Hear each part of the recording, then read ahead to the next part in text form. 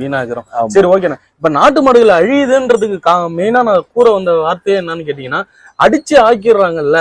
இப்ப கறிக்கு இல்ல பாலுக்கு உதவல அப்படின்னும் போது வந்து அடிச்சிடுறாங்க. அப்படி அடிச்சுக்கிட்டே இருக்க எப்படி இருக்கும்னு நீங்க நினைக்கிறீங்க? இதுக்கு ஒரு உதாரணம் சொல்றேன். நான் வந்து 2016 குஜராத்ல ஒரு கான்ஃபரன்ஸ் போயிருந்தேன்.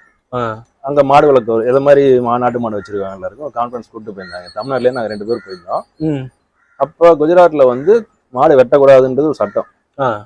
அப்ப ஒரு விவசாயி வந்து அப்ப ஒரு சென்ட்ரல் மினிஸ்டர் தான் யாரோ ஒருத்தர் வந்திருந்தாங்க. அவங்கள்ட்ட கேட்டாங்க, நீங்க நாடு வெட்டக்கூடாதுன்னு சொல்லிட்டீங்க, இப்ப என் கிராமத்துல 300 காளைகள் சுத்துது, காளமாடுகள் பசுமாடா இருந்தாலும் பால் கறக்கலாம், 300 காளமாடுகள் சுத்துது, நான் என்ன செய்யறதுன்னு அவர் கேட்டாரு. என்ன செய்ய முடியும்? எனக்கே தெரியல. வெட்டதான் வேணுமா? கண்டிப்பாக.